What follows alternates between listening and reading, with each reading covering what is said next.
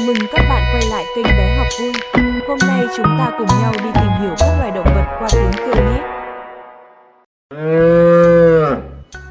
Con trâu, con bò,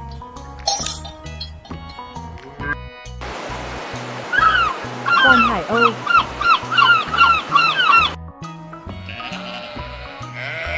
con cừu,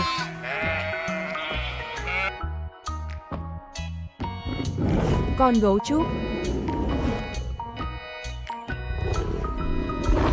con hổ,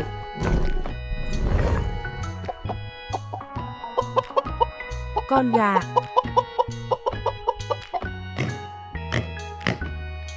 con lợn,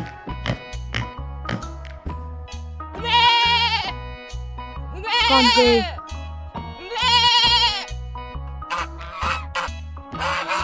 con ngỗng,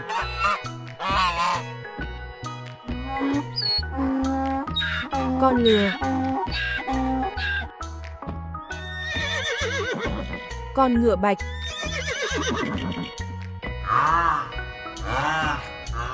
con tê giác,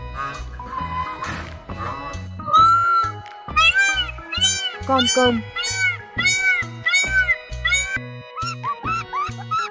con khỉ,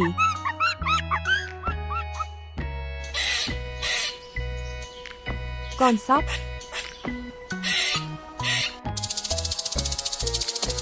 con thằn lằn,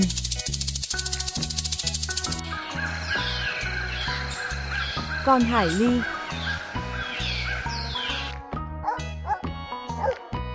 con chó, chú vịt con,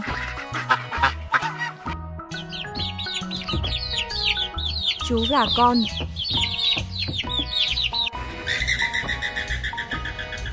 con bồ nông,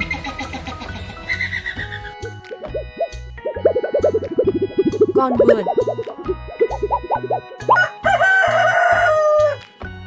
con gà trống, con thỏ,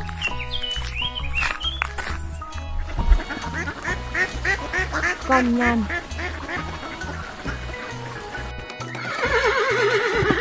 con ngựa vằn, con hà mã,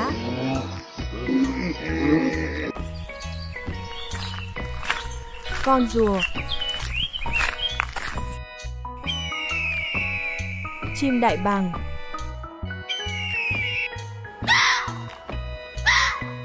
con cáo,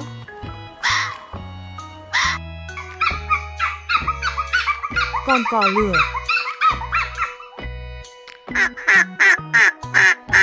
con vịt, con chó,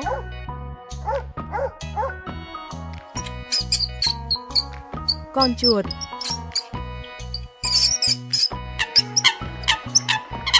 chim uyên ương,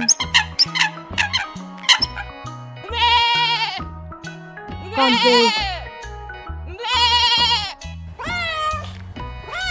con mèo,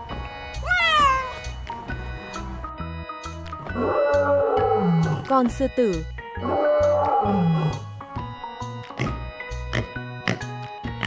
con lợn,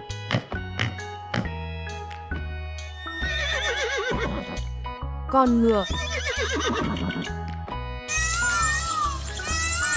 con hươu cao cổ,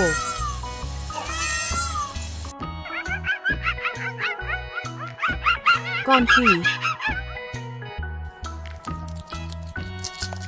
con nhím,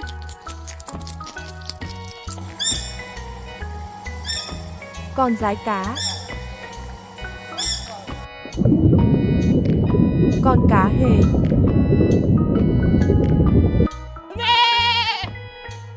con dê,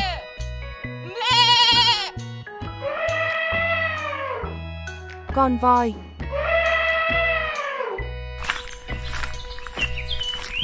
con chuột túi, con công,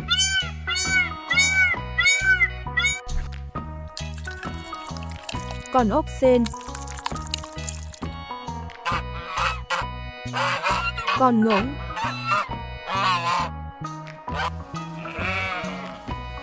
Con cừu.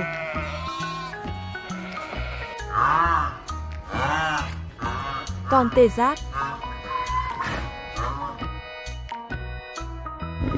Con gấu nâu.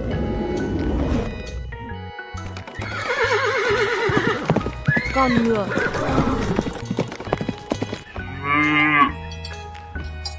Con bò. Con lạc đà.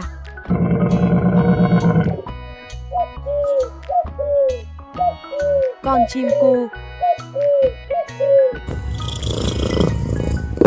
Con gấu trúc đỏ. Con thỏ.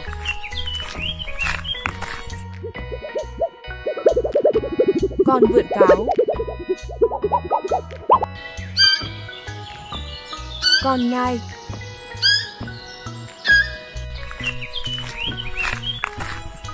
Con chuột túi.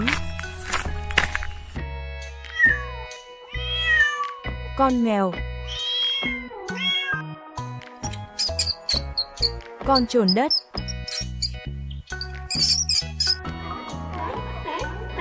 Con hải cẩu.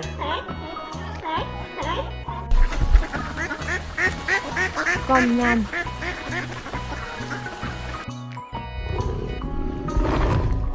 Con hổ. Con voi. Hươu cao cổ.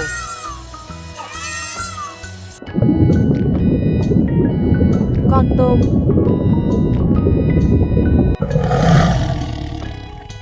Con báo. Con khỉ.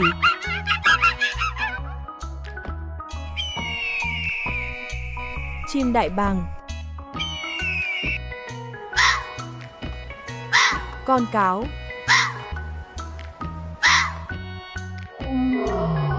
Con sư tử. Con lợn.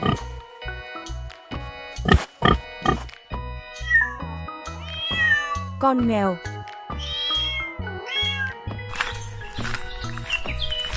Con chuột túi.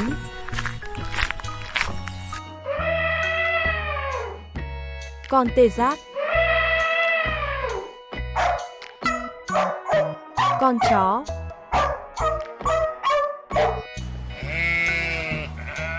Con cừu.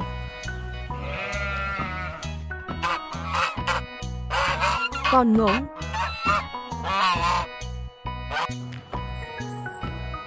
Con chim cắt. Con sóc bay.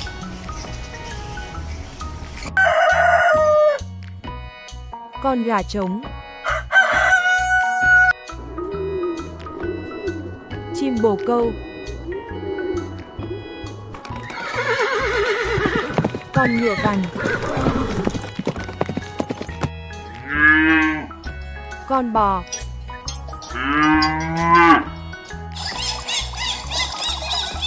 Con cá heo.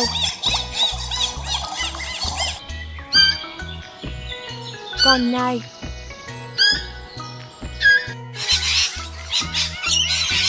Con vẹt.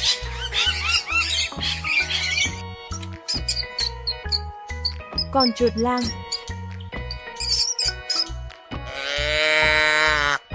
Con trâu.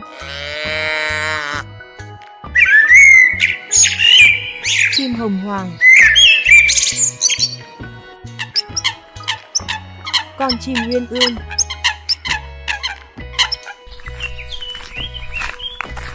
Con rùa. Chim gõ kiến. Con tê giác.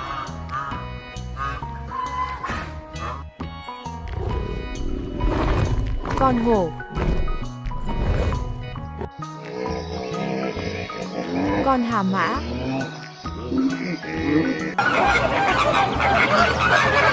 Con hùng hạc.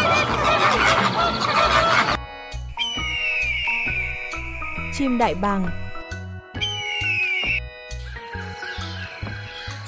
Con hải ly.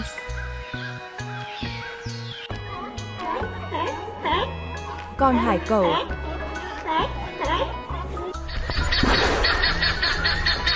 Con vịt. Con dái cá.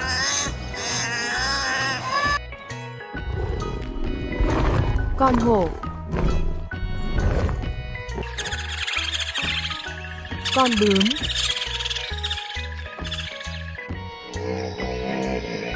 Con hà mã.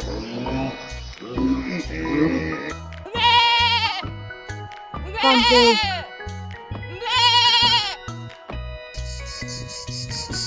Con ve sầu. Con lợn.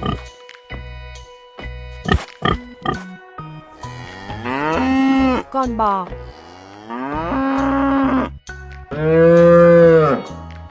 Con trâu.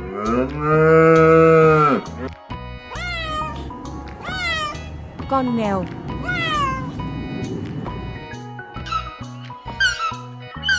Con thiên nga. Con chó.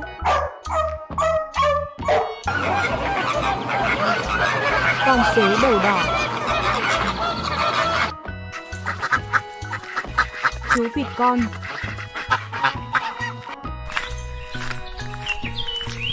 Con thỏ. Con cáo.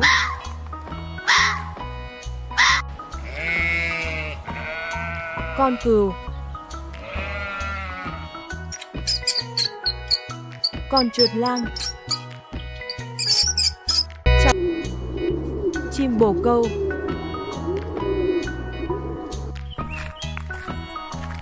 Con thỏ.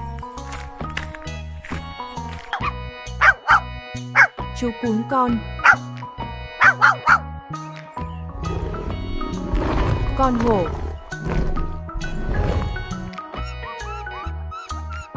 Con khỉ.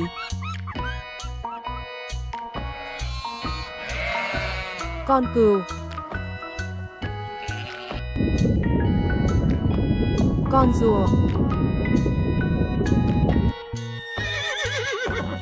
Con ngựa bạch.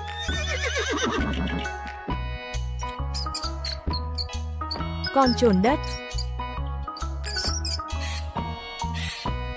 Con sóc. Con tuần lộc.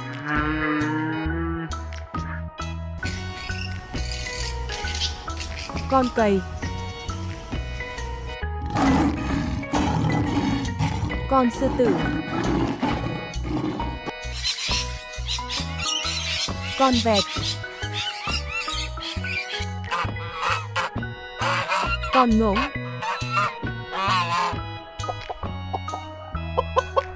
Con gà.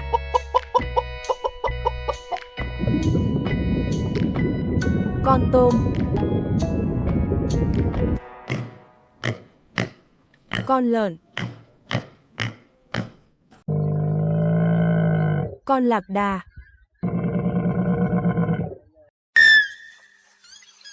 Con kền kền. Con mèo. Con cá hề. Con voi. Con linh dương.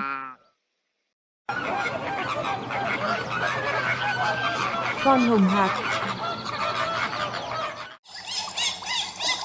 Con cá heo. Con chuột túi.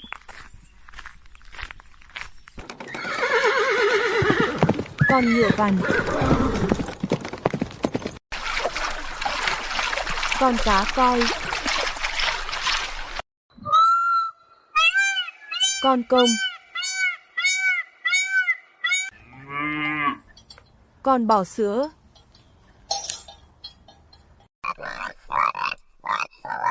Chú lợn con. Con đà điểu. Chú mèo con. Con gà trống. Con thiên nga.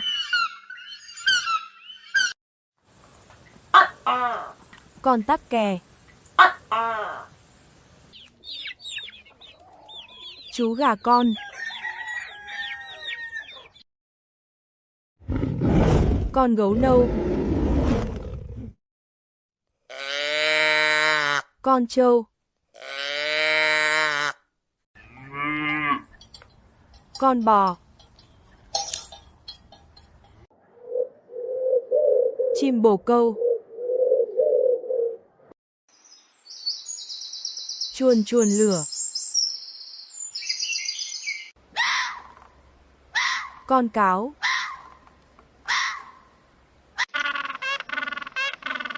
Chim cánh cụt. Chim hải âu. Con ngỗng. Con cá vàng. Con báo. Con mèo. Chim cu gáy.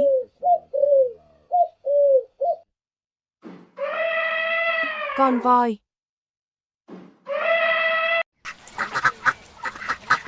Con vịt.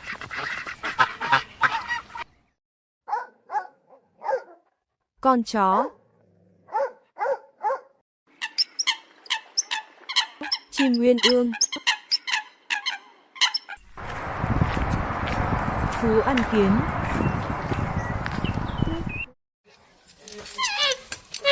Con cá sấu. Con hổ.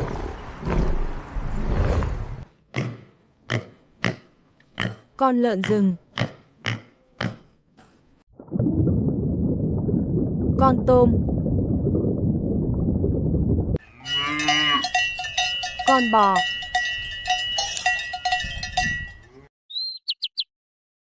Chim chìa vôi.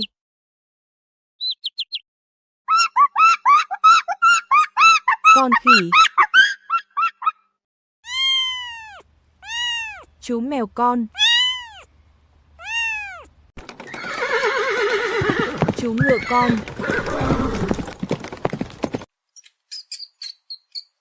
Con chuột. Con lạc đà.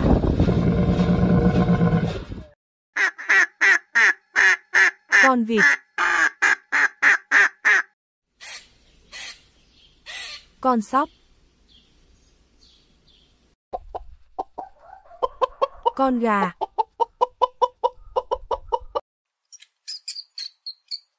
Con chuột hamster. Con ốc sên. Cá mặt quỷ. Con khỉ đột. Con hải cẩu.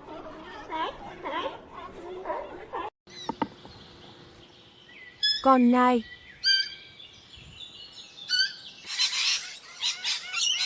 Con vẹt. Con linh nghiêu. Con cá.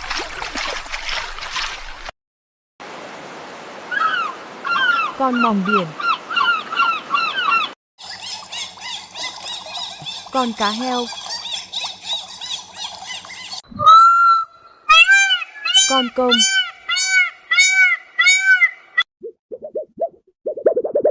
Con vượn.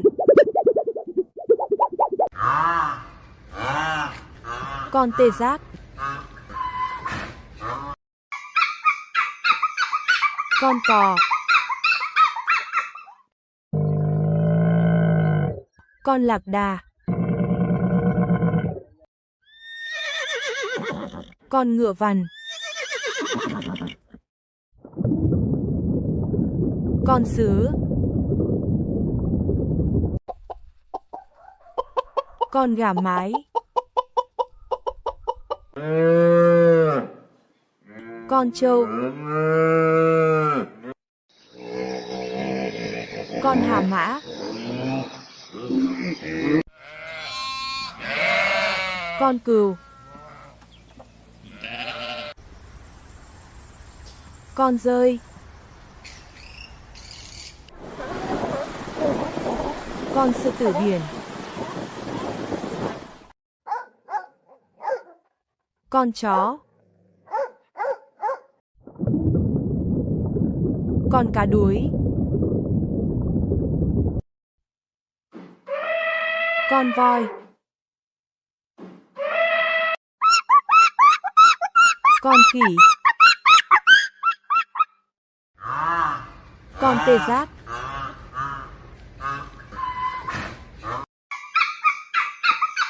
Con cò. Con chó.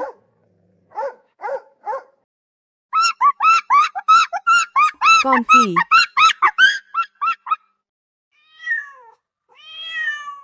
Con mèo. Con công.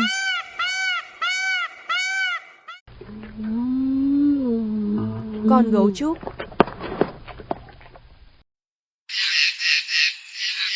Con ếch.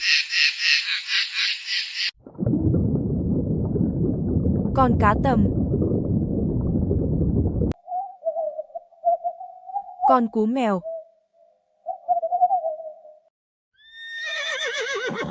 Con ngựa vằn. Con hổ.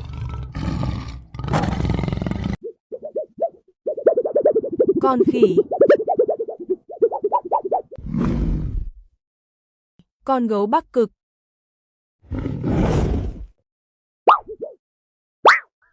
Con vượn. Con bồ nông. Con lừa. Hươu cao cổ.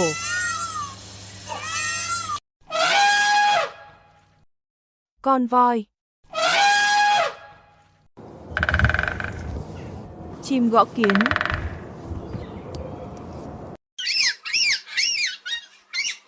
Con vẹt. Con chim cuốc. Chim vàng Anh. Chú vịt con.